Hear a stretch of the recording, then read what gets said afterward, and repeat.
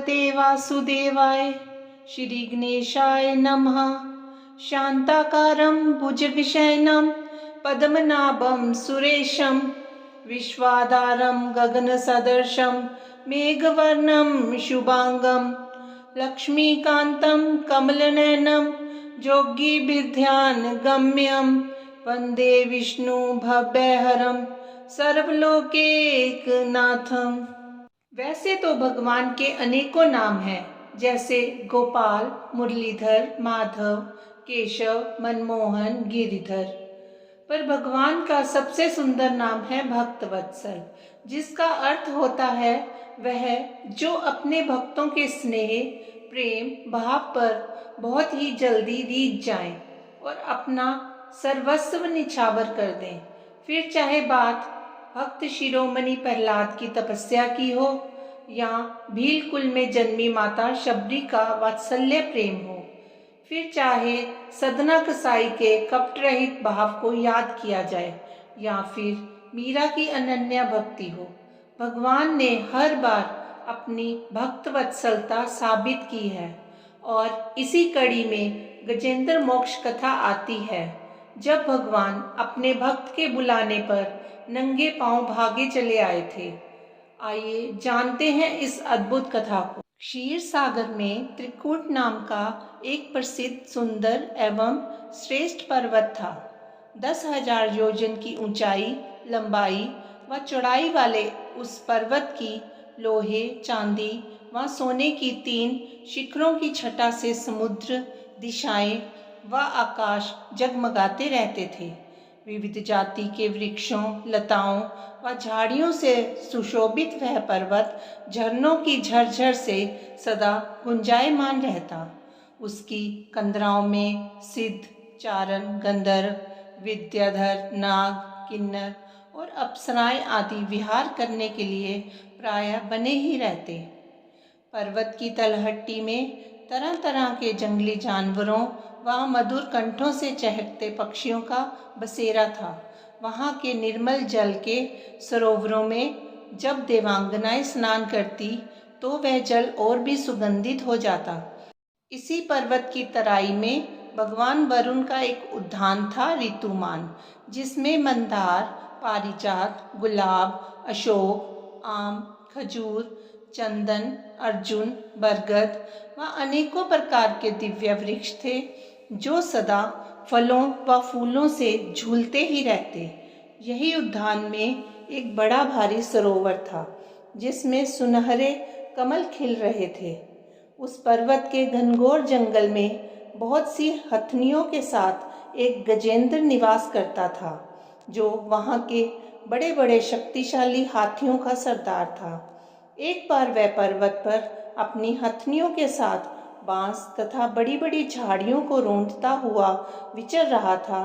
उसकी गंध मात्र से सिंह, गैंडे आदि हिंसक पशु डर कर भाग रहे थे और उसकी कृपा से भेड़िए, सुअर, कुत्ते, बंदर, खरगोश आदि सब निर्भय विचरण कर रहे थे। गज भरी धूप में प्यास से व्याकुल हो अपने छोटे बच्चों, हाथियों व हथनियों के साथ उस सुगंधित सरोवर की ओर चल पड़ा। सभी ने पहले तो सरोवर के जल में स्नान किया, बाद में जल क्रीड़ा करने लगे।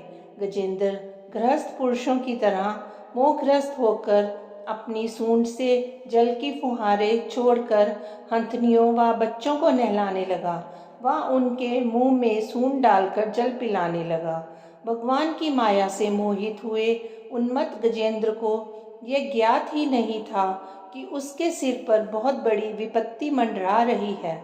ठीक उसी समय प्रारब्ध की प्रेरणा से एक बलवान ग्राह ने क्रोध में भरकर उसका पैर पकड़ लिया। गज ने अपने को छुड़ाने की बहुत चेष्टा की, परंतु सब व्यर्थ हो गया। दूसरे हाथियों, हथनियों व बच्चों ने भी विकलता से चिंगाड़ते हुए सहायता करनी चाहिए, परंतु वे भी इसमें असफल रहे। कभी गज ग्राह को बाहर खींच लाता तो कभी ग्राह उसे अंदर को खींच ले जाता। गजेंद्र व ग्राह अपनी पूरी शक्ति लगाकर लगातार 1000 साल तक लड़ते रहे, यह अनोखा युद्ध देखकर देवता भी आश्चर्यचकित हो गए। जल में लंबे समय तक खींचे जाने से गजेंद्र का शरीर व मन दोनों शिथिल पड़ गए और ग्राह तो ठहरा जलचर, अतः वह तो और अधिक उत्साह और बल से गजेंद्र को खींचने लगा। इस प्रकार देहाभिमानी गजेंद्र अपने प्राणों को संकट में फंसा देख विचार करने लगा कि यह ग्राह विधाता की फांसी ही है। मैं स्वयं व मेरा संपूर्ण परिवार मुझे ना बचा पाया। अब तो मैं संपूर्ण विश्व के एकमात्र आश्रय भगवान की ही शरण लेता हूँ, वे ही मेरी रक्षा करेंगे। अपनी बुद्धि से ऐसा निश्चय करके गजेंद्र ने अपने मन को हृदय में एकाग्र किया और फिर पूर्व जन्म में सीखे हुए श्रेष्ठ स्तोत्र के जप द्वारा अनेकों प्रकार से भगवान की स्तुति करने लगा। मैं उन भगवान को नमस्कार करता हूँ जो जगत के मूल कारण हैं, वह सबके हृदय में विद्यमान हैं एवं समस्त जगत के एकमात्र स्वामी हैं, जिनके कारण इस संसार की चेतनता का विस्तार होता है। वे ही सबके मूल हैं और अपने मूल में भी वही हैं। कार्य कारणों से अतीत प्रभु मेरी रक्षा करें।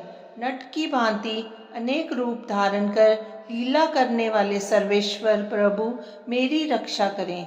वे अरूप होने पर भी बहुरूप हैं। उनके कर्म अत्यंत आश्चर्यमय हैं। मैं उनके चरणों में नमस्कार करता हूँ। स्वयं प्रकाश सबके साक्षी परमात्मा को मैं नमस्कार करता हूँ।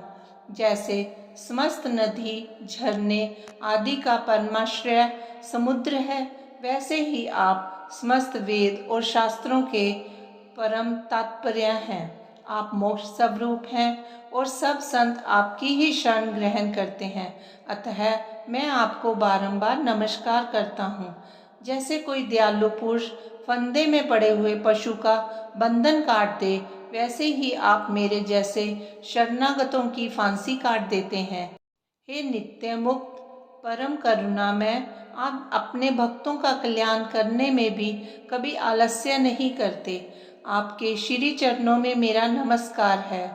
हे प्रभु, धर्म अर्थ काम और मोक्ष की कामना से मनुष्य आप ही का भजन करके अपनी अभीष्ट वस्तु प्राप्त कर लेते हैं। इतना ही नहीं, आप उन्हें सभी प्रकार का सुख देते हैं, अपने ही जैसा अविनाशी पार्षद शरीर भी देते हैं। हे परम दयालु प्रभु, आप ही मेरा उद्धार करें। प्रभु, आप ना देवता हैं, ना असुर, ना मनुष्य हैं, ना पशु पक्षी, ना स्त्री हैं, ना पुरुष, ना ही नपुंसक, ना ही आप कोई साधारण या असाधारण प्राणी हैं। ना आप गुण हैं, ना कर्म, ना कार्य, ना ही कारण। सबका निषेध हो जाने पर जो शेष बच रहता है वो आप हैं, वही आपका स्वरूप है। आप ही मेरे उद्धार के लिए प्रकट हुए हैं।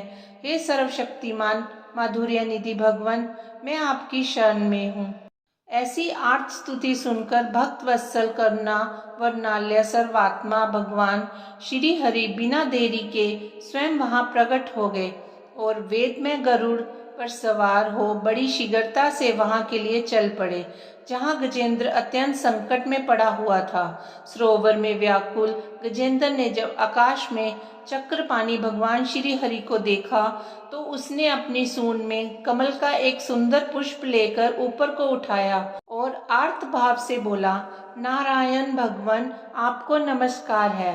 भक्त वत्सल प्रभु गरुड़ को एक बारगी छोड़कर कूद पड़े और कृपा करके गजेंद्र के साथ ही ग्राह को भी बड़ी शीघ्रता से सरोवर से बाहर निकाल लाए।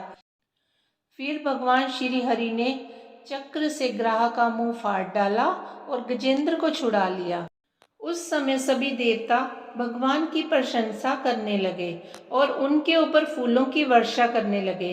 इधर वह ग्राह तुरंत ही परम आश्चर्य में दिव्य शरीर से संपन्न हो गया। यह ग्राह पूर्व जन्म में उहु नामक एक श्रेष्ठ गंधर्व था। देवताओं के शाप से उसे यह गति प्राप्त हुई थी। उसने सर्वेश्वर भगवान के चरणों में प्रणाम किया। तत्पश्चात वह भगवान के सूर्ययश का गान करता हुआ उनकी परिक्रमा कर अपने लोक चला गया। श्री भगवान की कृपापूर्ण स्पर्श से उसके पाप ताप सब नष्ट हो गए व उसे उत्तम गति प्राप्त हुई। गजेंद्र, जो पूर्व जन्म में द्रविड़ देश के पांड्यवंशी राजा इंद्रद्युम्न थे, भक्ति में संलग्न हो अगस्त्य ऋषि को प्रणाम न करने के कारण ऋषि के शाप से शापित हो उन्हें हाथी की योनि मिली थी।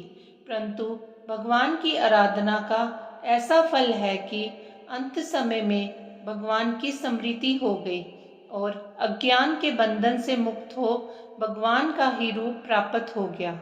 भगवान ने उसे अपना पार्षद बना लिया और उसे साथ लेकर अपने अलौकिक धाम को चले गए। यह प्रसंग सुनने वालों के कलिमल और दुस्वप्न को मिटाने वाला, यश, उन्नति तथा स्वर्ग को देने वाला है। भगवान ने कहा, प्यारे गजेंद्र, जो लोग तुम्हारे द्वारा की हुई स्तुति से मेरा स्तवन करेंगे, उनकी मृत्यु के समय मैं उन्हें निर्मल बुद्धि का दान दूंगा। बोलिए भक्त वत्सल भगवान की जय। ओम नमो भगवते वासुदेवाय।